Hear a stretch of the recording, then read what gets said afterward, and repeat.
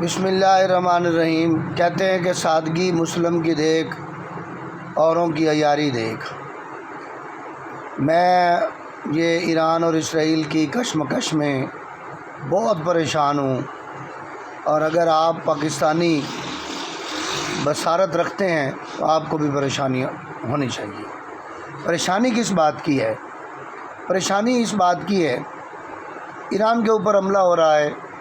ایران کی اگر تاریخ کا مطالعہ کیا جائے تو یہ سمجھ آتی ہے، اس بات کی تھوڑی سی ویڈیو لمبی ہو سکتی ہے، ذرا صبر سے حوصلے سے سنیے گا۔ ایران کی تاریخ کا مطالعہ کیا جائے تو پتہ چلتا ہے کہ ظاہر شاہ کو، جو کہ پہلے اسرائیل اور ایران کا لانچ کردہ تھا، اس کا مخالف ہوا۔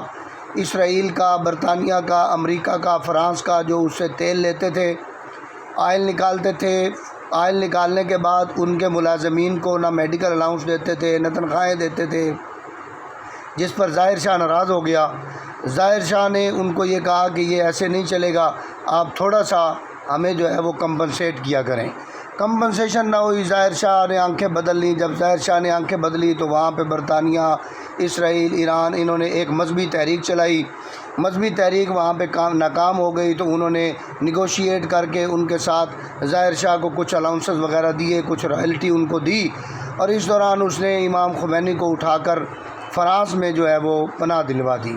15 سال تک وہ تحریک چلاتے رہے، گراؤنڈ تیار کرتے رہے، لوگوں کو تیار کرتے رہے۔ جب ان کو محسوس ہو گیا، یہودیوں کو، امریکنز کو، برٹش کو، کہ اب ہم نے مذہبی گراؤنڈ نیچے بنا دی ہے، جس طرح پاکستان میں پراکسی وار چلتی رہی تھی، شیعہ کافر مسلمان فلاں سنی، شیعہ سنی ڈسپیوٹ 90s کی دہائی میں چلا تھا، وہ بھی ایران کی پراکسی وار تھی۔ اچھا، وہ جب انہوں نے گراؤنڈ بنا لی تو گراؤنڈ بنانے کے بعد انہوں نے خمینی صاحب کو خود فرانس، ایئر فرانس کا طیارہ لے کر ایران میں پہنچا۔ یہ تاریخی حقائق ہیں، ان سے کوئی بھی آنکھیں بند نہیں کر سکتا۔ یعنی میں اگر ہڈنلی اگر آپ یہ سمجھ رہے ہیں کہ یہ کہنا چاہتا ہوں کہ خمینی صاحب کو لانے والے ہی اسرائیل، امریکہ، فرانس، برطانیہ تھے، تو اس میں کوئی دو رائے نہیں ہے، پوری دنیا جانتی ہے۔ خیر، وہ آ گئے تو پھر یہ اب حالات ایسے پیدا ہوئے کہ یہ انہوں نے وہ ایٹم بم بنانا شروع کر دیا۔ یہاں پہ ان کے اختلافات ہو گئے۔ اب آپ یہ دیکھ رہے ہیں کہ وہاں سے موساد کی فیکٹریاں مل رہی ہیں، موساد کے لوگ مل رہے ہیں۔ جب وہ ایران کا انقلاب آیا تو موساد کے لوگ اس وقت بھی تھے، برطانیہ، فرانس کے لوگ اس وقت بھی تھے، حتیٰ کہ انہوں نے تو اس ایران کا انقلاب کا ساتھ دے کر یہ فائدہ اٹھایا کہ انہوں نے اپنی نیشنلٹی ہی ایران کی بنوا لی تھی۔ اب وہ بیٹھے ہوئے ہیں وہاں پہ۔ اب ہم یہ سمجھ رہے ہیں بیٹھے کہ جی ایران جو ہے وہ اسرائیل کو نیست و نابود کر دے گا، تباہ کر دے گا۔ اچھی بات ہے، کر دے، ہم ایران کے ساتھ ہی ظاہر ہے کھڑے ہیں اور کھڑے رہیں گے، کیونکہ یہ ہمارا ایک اسلامی ملک ہے۔ ہم یہودیوں کا ساتھ تو دے نہیں سکتے۔ چاہے اس کے کہ ایران نے پاکستان کے اندر شیعہ سنی پراکسی وار میں مکمل کردار ادا کیا، سعودی عرب نے بھی کردار ادا کیا۔ چاہے اس کے کہ پاکستان اور انڈیا کی جنگ میں ایران نے پاکستان کا کھل کر ساتھ نہیں دیا۔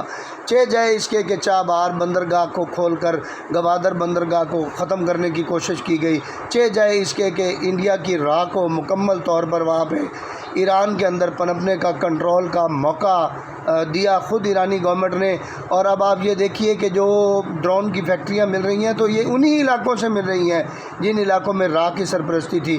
اب ایران کو سمجھ آ گئی ہوگی جو بھی ہے، لیکن میں آپ کے سامنے خدا را ہاتھ جوڑ کر یہ گزارش کرتا ہوں، آپ یہ جو بلا وجہ بیٹھ کر خوش ہو رہے ہیں کہ پاکستان کی حمایت کے وہاں پہ ان کی اسمبلی کے اندر نعرے لگ گئے ہیں، پاکستان کا جھنڈا لہرایا گیا ہے، اور ایک نامعلوم طیارہ ہے جس کے اوپر لکھا ہوا ہے وڈیش طیارہ، اور یا جس کی کوئی پہچان نہیں ہے، اور وہ آتا ہے اور اسرائیل میں چلا جاتا ہے، اور انڈیا کا میڈیا اس کو بیٹھ کے کہہ رہا ہے کہ یہ پاکستان کا طیارہ ہے۔ انڈین میڈیا یہ شور ڈال رہا ہے کہ پاکستان نے ایران کے ساتھ یہ وعدہ کر لیا ہے کہ اگر تمہارے اوپر پرمانو بم گرائے گیا تو پاکستان اسرائیل کے اوپر پرمانو بم گرا دے گا، اس طرح کی وغیرہ وغیرہ۔